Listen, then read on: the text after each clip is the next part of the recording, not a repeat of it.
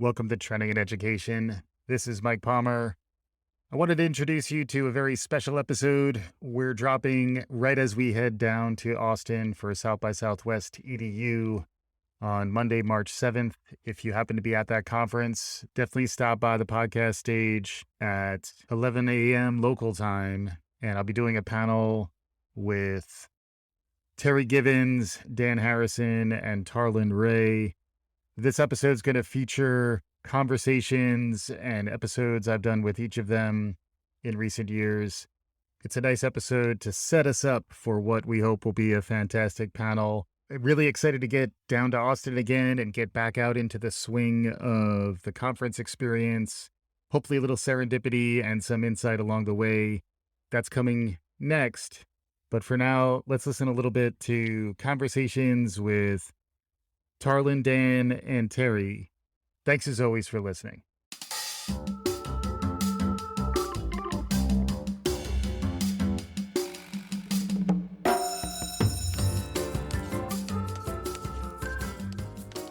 Welcome to Trending in Ed. This is Mike again. I've been reflecting a lot over the last 2 years, thinking back to 2 years ago when we were supposed to fly down to Austin for South by Southwest EDU. And on March 6th of 2020, the mayor of Austin canceled South by Southwest. And by virtue of that, South by Southwest EDU was also canceled. And our plans to head down there and record a live session were really put on hold for the last 2 years. Coming full circle, fingers crossed, it looks like we will be heading back down there. This will allow for some closure and some resolve of what may have been frustrating and may have been kind of a blocker in at least my mind. So I'm looking forward to turning the page. Listeners know I'm a big fan of the Zygarnik effect. Bluma Zygarnik, a pupil of Lev Vygotsky, established in the Gestalt psychology frame that we remember incomplete things better than we do complete ones. So right now, this is still an open book. Hopefully soon it'll be closed beautifully with a panel down there. And the panel is going to consist of 3 folks who've been on Trending in Education before. The first I'm going to talk about is Dr. Daniel Harrison. Dan and I went to New College of Florida back in the 20th century. And Dan went on to become a sociologist and someone who does social histories, cultural histories. I had him on Trending in Education to talk about his book, Live at Jackson Station. Great appearance. We'll hear a little more from that later on. But that ultimately led to us collaborating together to launch a podcast called Inside Jackson Station, which I'm going to play a little bit for you now so you get a sense. Dan will be down in Austin with me. He'll be part of the panel. Inside Jackson Station is the name of the podcast, InsideJacksonStation.com. Check it out. I think you might enjoy what you're hearing. To give you a taste, here's how that podcast begins. Thanks as always for listening.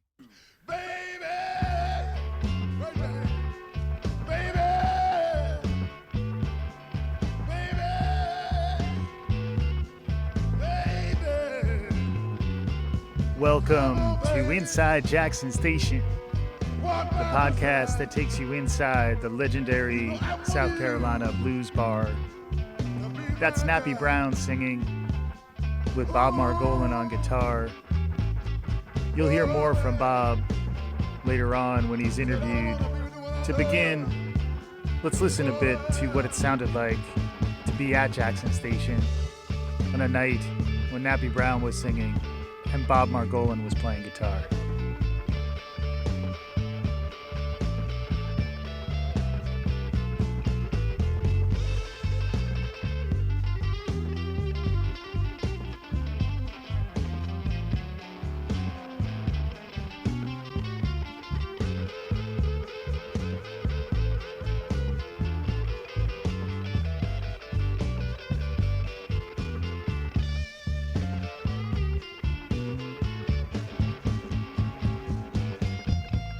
The story of Jackson Station might have been forgotten had it not been for the work of Dan Harrison, the author of Live at Jackson Station and the host of this podcast. Let's listen to Dan describe how he discovered the story of Jackson Station, which ultimately led to him writing the book.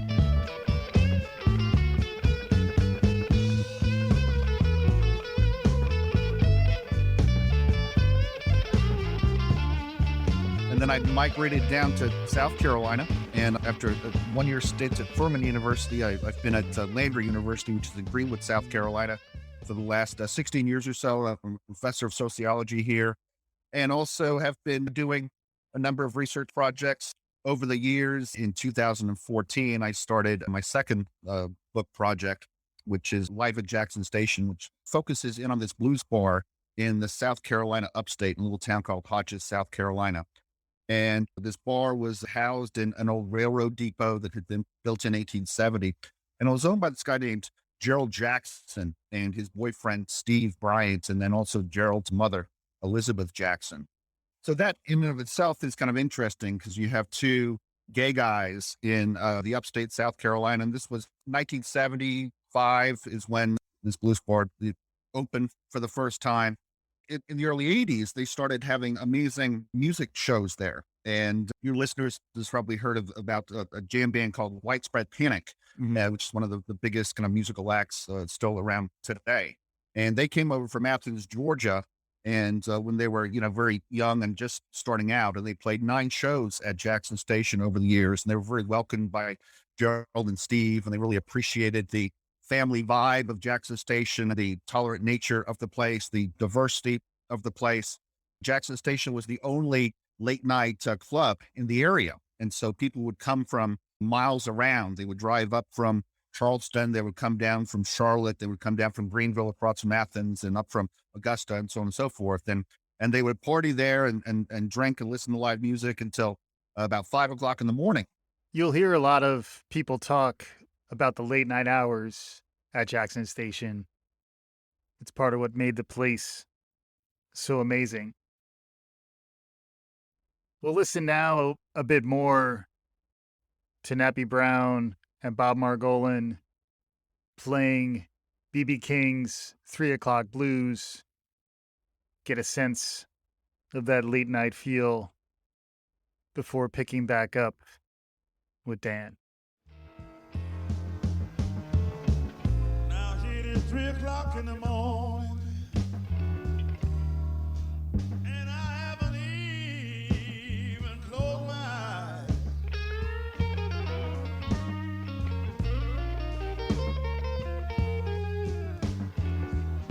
It is 3 o'clock in the morning, baby, and I haven't even closed my eyes.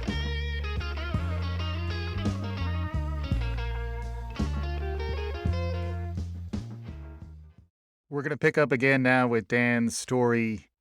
Like any good blues story, there's a little bit of tragedy to it. The story of Gerald Jackson and Jackson Station took a tragic turn in April of 1990. We'll pick up with Dan here. It all came crashing down one day when Gerald, the owner, got attacked by a maniac with a bush axe in the parking lot. And then the club, for all intents and purposes, closed down. Right. And when I moved to Greenwood, which is where my university is housed, I had heard about this place being just, this amazing kind of oasis of tolerance and kind of just diversity and cosmopolitanism, which is really kind of rare in, the deep South. And I live in a place which is still, it's a very red state, South Carolina is, but you have pockets of blue and lots of purple kind of along the way. I found that idea to be very fascinating. And I was looking for the next research project. And so I started to do some investigation into Jackson Station as a musical identity and kind of this local institution that would promote and nurture and foster a whole bunch of musical talent over the years, actually. And a lot of, bands would come over from Atlanta and Athens. Love Tractor, which was kind of contemporaneous with REM. They have a huge following still today. They played there. The Georgia Satellites You had some amazing blues played there. Yeah. Nappy Brown, the R&B songwriter. So it was a fascinating case study, and I was kind of amazed that no one had done anything with it before then. As a sociologist and as kind of a researcher, you're always looking for a story that hasn't been told before. Yeah. And the fact that it was this iconic musical establishment, and then also the fact that this apparent hate crime Yeah. happened there, was all it needed for me to get interested in it. Did a lot of interviews, about 65 interviews, a lot of archival research, and then also a lot of deep analysis of the court transcript. And hopefully the end result is, I think, is a pretty decent read. The really amazing thing about Jackson Station is you had a number of different distinct social groups or subcultures or identities claiming the bar as their own.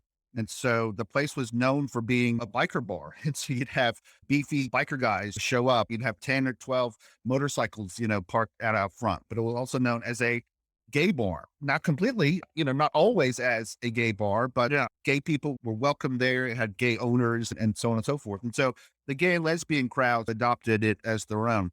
The college kids would also come and adopt it as their own. The rednecks, would also hang out there. Yeah. And the countercultural types, the 1980s, people listening to New Order and PIL and The Clash and Yeah. sort of, they would feel, welcomed by Jackson Station. And there was sort of a certain respect of difference there, which I think was very genuine. And very rarely were there any sort of interdisciplinary squabbles. And I think Gerald Jackson in particular was gracious enough to basically let everyone know that all were welcome. And so in this respect, it was a very Catholic, with a small c place, very ecumenical vibe was going on there. Mhm. And I think that is something which you don't find a lot of places.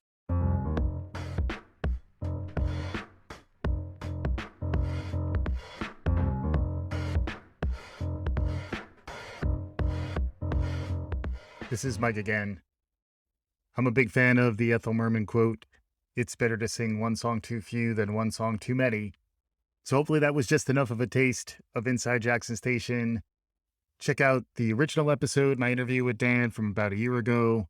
Inside Jackson Station, we're about to finish up season 1, 6 episodes, interviews with artists like Bob Marcolin. Dan will be down there with me in Austin. Check us out at the podcast stage.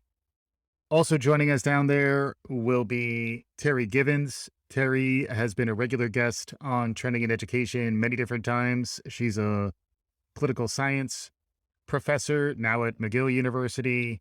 She's written a couple of books in recent years. We've talked about both of them. Radical Empathy was the first book, which is now out on paperback. And her new book is called The Roots of Racism, which is a comparative look at racism and its roots, not just in the US, but also spanning all the way back to the transatlantic slave trade back in the 15th century. And she goes deep into some of the differences and commonalities between European flavors of nationalism and white nationalism and racism and what we're seeing here in the US. I found it really profound and insightful. I'm really excited to get Terri's perspective any chance that I can, and she will be down as part of the panel in Austin as well. Let's listen in now to a bit of my interview with Terri from earlier in February of this year. Check out the whole episode if you like what you're hearing. Well, Terri, always a pleasure to get a chance to talk to you. Welcome back to Trending in Education. Thank you. It's great to be here, as And- always. Yeah, and you are a prolific writer. You have a new book, which we definitely want to talk about. I did read it, which is credit to me. Amazing. Yeah, I know. It's an interesting read. It actually broadened my perspective as someone who maybe is overly domestic U.S. focused in my perspective. The book's called The Roots of Racism, the Politics of White Supremacy in the U.S. and Europe.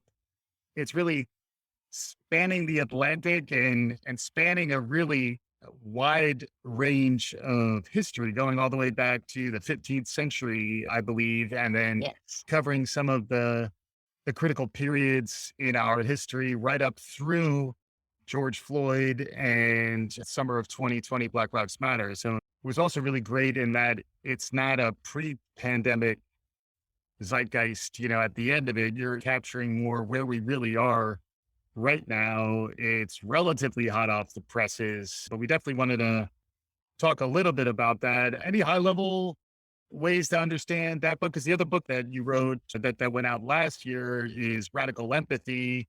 And we're going to be at South by Southwest EDU in March on the podcast stage doing a panel together. If folks are interested in Terry's stuff, check us out at South by Southwest EDU.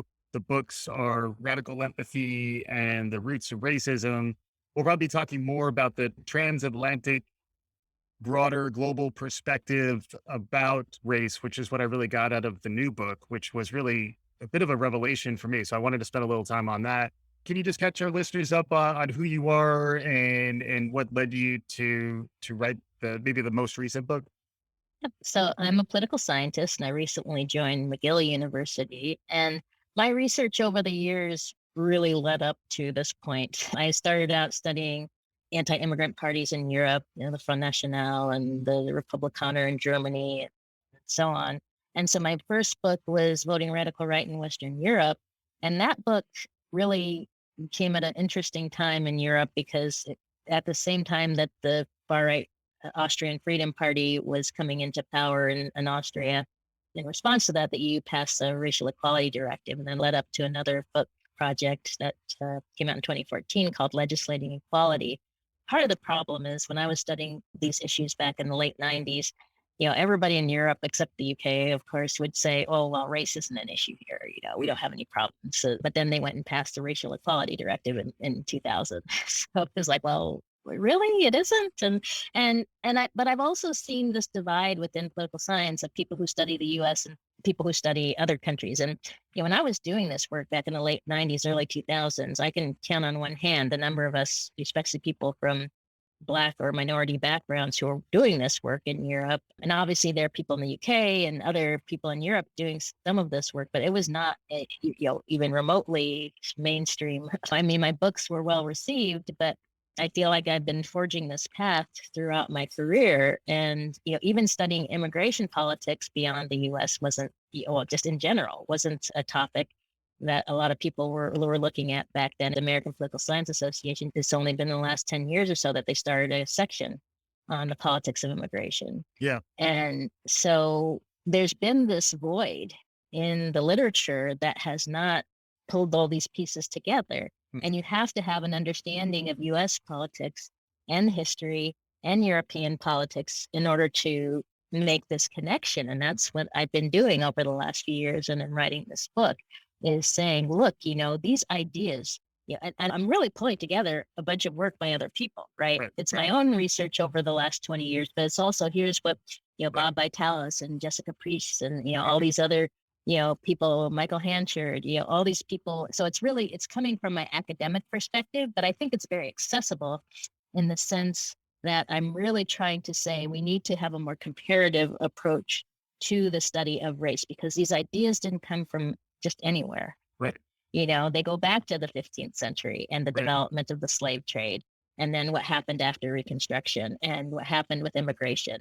And all these different things are coming into play in this idea of race and racism. Things that are systemic and that are structural in nature take a long time to turn around or change. And they also require a more broad understanding so that anything that you try to do to make a change is likely going to have influences in other places. I was really struck by some of the white nationalist politics of the US wound up informing the Nazis and back in the 30s, which was, there are a lot of those types of connections that, I don't know, I just think of things in terms of the high school social studies classes that I took, where you take your world history in one context, and in that case, it's, the US and how we helped in these world wars. And then in the US history, there is, stuff about the Civil War and back, I'm showing my age, but how much coverage of, Reconstruction and Jim Crow even made it into my education is a little bit spotty.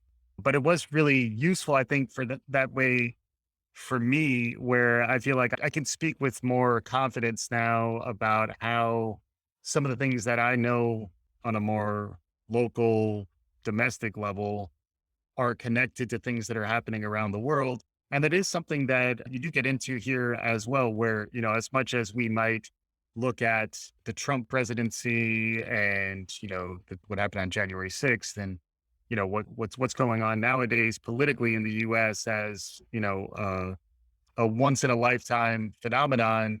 When you do take that step back, you see, oh, I got it. This is Trumpism is this flavor. But if Yeah. you see, Le Pen in France, there's another flavor there. The Netherlands has its own, and then even some of the stuff that I had no real context around, the association with between citizenship and immigration, how much that varies by cultures within Europe, and how much of that parallels how we understand race in the US. I really hadn't been exposed to that before. And that's why I'd recommend this book, even for non-academic. I view myself as a non-academic. I'm like academic curious, but I did feel like there was a lot in this that was hugely relevant for me. And now it is, it's Black History Month in the US. Like, I think a lot of what's happening in the NFL and elsewhere is making people think more critically about some of this stuff. Any thoughts on how this book connects to the conversation that we may be more familiar with in the US these days? Absolutely. And, I have to give props to the 1619 project, because even though it's been criticized for various reasons, it's funny because I saw an article from a historian. Well, we already knew all this stuff. It's like, no, we did not. You may have known it, and your students who took your classes may have known it, but Right. I guess, that's a pretty small percentage of the population. Right. And, and for me, it's not that I didn't know this stuff. It's just I didn't really think about, that's why I had to do the historical deep dive Right. and say, wait a second, all of this stuff I've learned, and frankly, none of it did I learn in college or as a PhD student. Right. This is all stuff I've learned on my own, Mhm. reading different authors and doing preparation to write this book. And so what people need to understand is that those who don't understand their history are doomed to repeat it. And that's what we're seeing is, Mhm. Even in the, take the NFL, right? We had the Rooney Rule and it did some good. There was a point in time when we had a Super Bowl with two Black coaches playing against each other. And yet the system itself is so persistent Mhm. that you can have an intervention like the Rooney Rule. And yet we're back to, as of today, I think, two Black Yeah. coaches Right. in the NFL. Right. And I'm at McGill University where, 2 years ago, they had 8 Black faculty out of 1,700. Now we've increased that number, we've tripled that number in a couple of years. Yeah. But so the problem is you can't understand where we are today without understanding that history. How did we get here? Yeah. Why is it acceptable that, or why is it a norm that it's okay to have a white institution with no Black faculty? Right. Why is it okay to have, an institution like the NFL? Why is it okay that in Europe, I mean, there's a strong connection to sports here because, of course, in Europe, you have the situation where Black athletes get taunted on the field. Right. Bananas thrown at them, Mhm. all kinds of stuff happening. And of course, they're trying to fight the racism in FIFA, but not doing a very good job of it. Right. And so if we don't understand the history and how we got here and why it's not just in the US or just in Canada or just, even in a place like France where they've had a successful radical right party, or in Germany, which now has a successful radical right party. And, it does tie to not only is there the connection between, in history for, between the Jim Crow laws and Nazi Germany, but South Africa as well, and the Right. Right. apartheid. Mm-hmm. So, we have to understand that ideas don't respect borders. Right. And in fact, there are people who purposely connect, and that is happening today. It's happened in the past. It goes back to, so much of this transmission happened through the Catholic Church in the 15th and 16th century, right? Mhm. And so, and the kings who were beholden to the church and all of that. And so I think it's really important to understand that, these things are so persistent and it's so hard to change them because we have to deal with the underlying structure, not only the underlying structures, but the norms and the ideologies that lie underneath them, Mhm. or just the things that we accept. Right. I mean, do we ever, take a step back and think about the fact that, Black History Month maybe, but, it's every single day, we're seeing the results Yeah. of, 500 years of racism.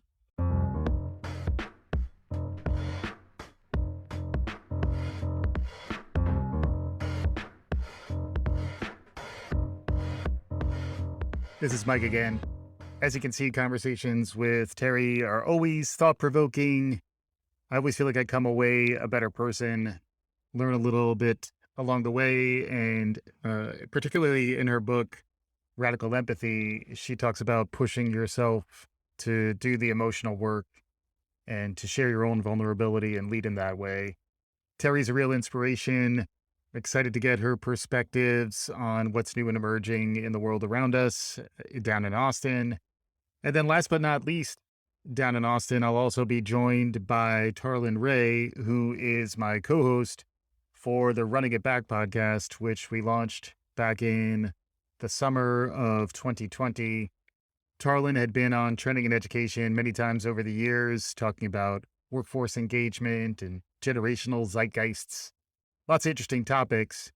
But I was really happy to have Tarlin when we were going through the first wave of the coronavirus pandemic back in 2020. I needed a release. I was doing a lot of education podcasts. I was really busy because of the pandemic, but I needed a little bit of a refresh. And at the time, live sports was not happening due to the COVID protocols. So the only thing that sports fans like Tarlin and I had as refuge in those early days was the Last Dance documentary series about the 1998 Chicago Bulls. Tarlin and I did a number of episodes as part of Trending in Education that ultimately spun off to become its own podcast, Running It Back. You can find it anywhere you find your podcasts. Also, check us out at runningitback.fm. Most recently, we've been having a lot of conversations about the NFL. We talked about the Rooney Rule. We did that last January when the hiring carousel in the NFL happened again. We talked about it once again. You may have noticed Terri referenced it also in her conversation with me. Tarlin and I went deeper into the case that Brian Flores has issued against the NFL, which dropped right at the beginning of Black History Month. We've been covering that. We also go to lighter fare. We've done a lot of issues on women's tennis, episodes about Simone Biles, episodes about Tiger Woods, Mahmoud Abdul-Rauf, practice, Allen Iverson's practice. It's a little more of an informal, entertaining, conversational flow, a little different than the interviews you might hear typically on Trending in Ed, but we're always looking for lessons learned. Tarlin's a real resource with a depth of experience as a ed tech investor and a leader, and he's someone I really rely on for perspective. Let's hear a little bit of me and Tarlin talking on our most recent episode about the NFL when we dove into a little bit more about the Flores suit.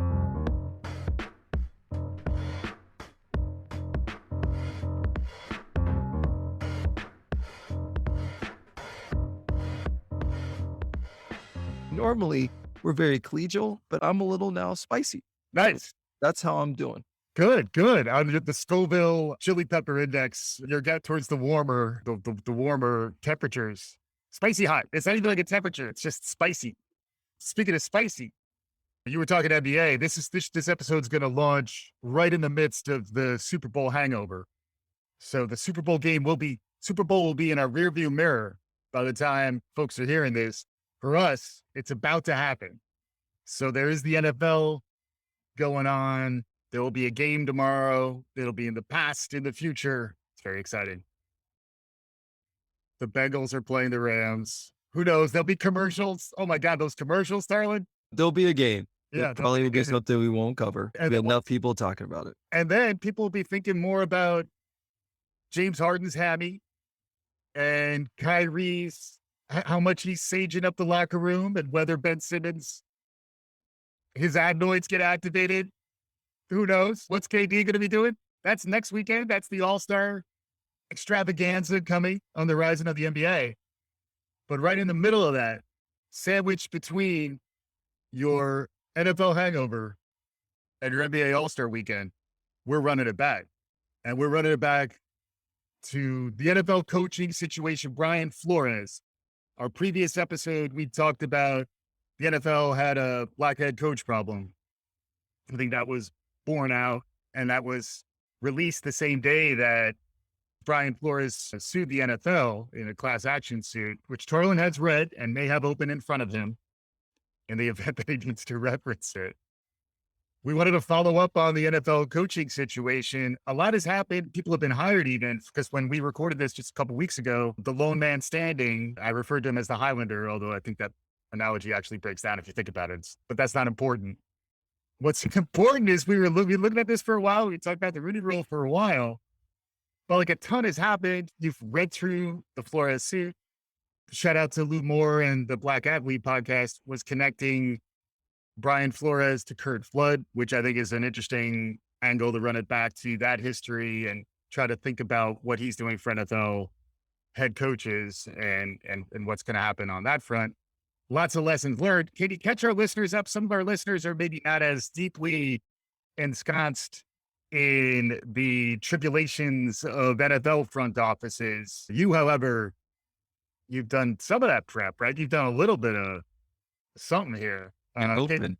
Brian Flores, the Tuesday after, on start of Black History Month, February 1st, sued not only the NFL, but the Giants, the Miami Dolphins, and threw in the Denver Broncos into that suit. Basis was a discriminatory practices, and a lot of the trigger event was a text message from the GOAT, one Bill Belichick, who has two Brians in his, like, I'm thinking of Bill with a flip phone or an old school BlackBerry. Brians. StarTech, yeah. Two Brians in his BlackBerry. It's funny meme. He should put Black Brian, White Brian, but two Brians in his BlackBerry. And basically prior to Flores going in to interview the Giants, he was congratulating Brian Daboll, who we've talked about in the last pod. Yeah. Done great work as the offensive coordinator for the Buffalo Bills. Congratulated him on getting the Giants job. Yeah. So then imagine Flores. And we've all known, people think that the Rooney Rule is a sham. Let's check that box to make sure we're talking to a minority candidate. Yeah.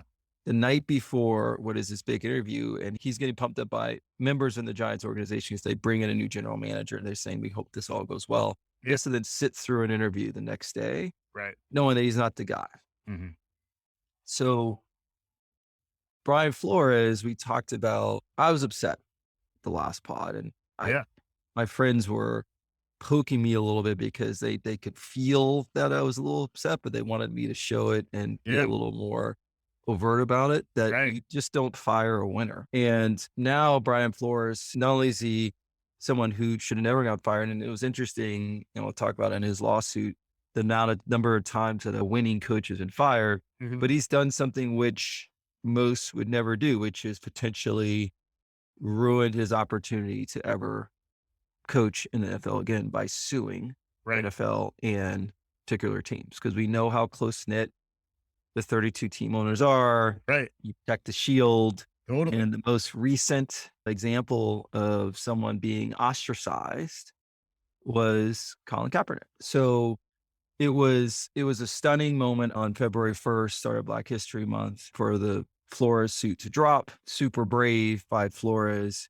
And if you do read through the 58 pages, and you don't need to read all the legalese, and there's sections that you can skip.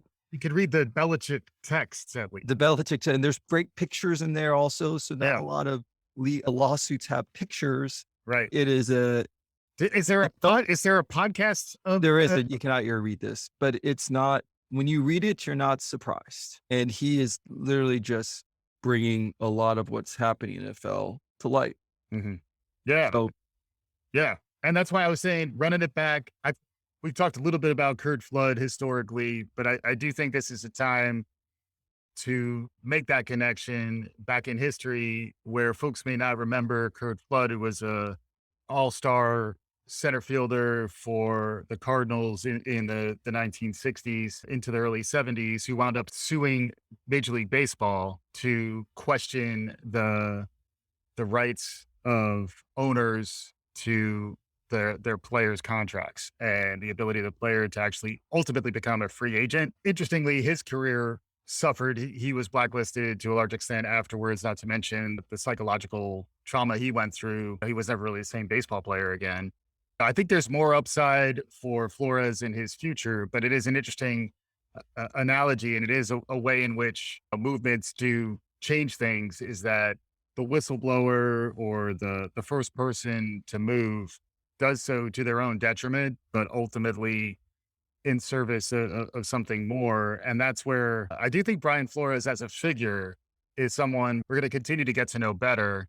And the idea that an individual can hold the owners of the NFL accountable is somewhat reminiscent of Kurt Flood doing that as a baseball player. And Flood is still remembered in labor history, particularly sports labor history.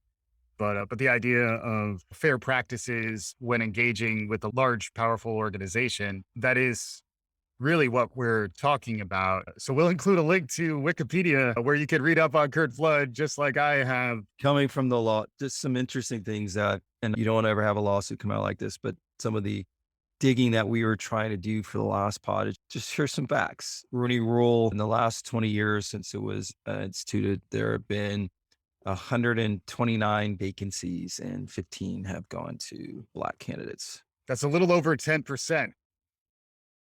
It's great math right there. Yeah. Black coaches in NFL have an average lifespan or a time in seat of 2.5 years, while white coaches have 3.5. So another year in the seat. And we've talked about oftentimes you're taking a team that's in a turnaround and you're not given enough time to build culture and start to see sort of fruits of your labor. Steve Wilkes, we look at you, Arizona Cardinals, 1 year in the seat and replaced by Kingsbury, who won 2 more games than Steve did. And Wilkes was saddled with one Josh Rosen, who is still not even number 9 pick. I'm a UCLA Bruin, but not anywhere near the talent that Kyler Murray is, right, and never really given a shot. The other one was interesting in the 58 pages that I had yet to actually read was since 1978, there's only been 16 teams that have fired a winning coach. And 4 of those coaches that were fired were Black head coaches. Yeah. Including Flores then, right? Yes. So it's just fascinating to read it. It's sad to see it all spelled out.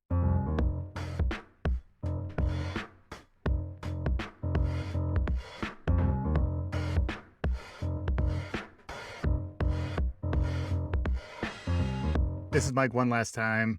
Always fun to chop it up with Tarlin. I feel very fortunate. We've now done coming up on 50 episodes of Running It Back, and I'm excited to see the interaction among the different panelists we're going to have here. Ideally, we'll be interacting with a live audience. We're going to try to connect and interweave some of the different conversations. I think there actually are themes that are shared across everything that Dan and Terri and Tarlin are doing, very much in line with what we're trying to do here on Trending in Ed and at Palmer Media. Let us know what you think. Hit us up at Trending in Ed on Twitter. We're pretty active there. Also, I'm pretty active on LinkedIn, Michael P. Palmer on LinkedIn. You can find me by looking for Palmer Media, looking for Trending in Ed. And find me if you are at South by Southwest EDU. I'll be down there with my panelists. We'll be enjoying time around others, hopefully in a safe an engaging environment. I've always really enjoyed the stuff that Ron Reed and Greg Rosenbaum put together as part of South by Southwest EDU. And with that, we'll bring this episode to its conclusion. Thanks as always for listening. If you like what you're hearing, write us a review, share the good word. We'll be back again soon. This is Trending in Education.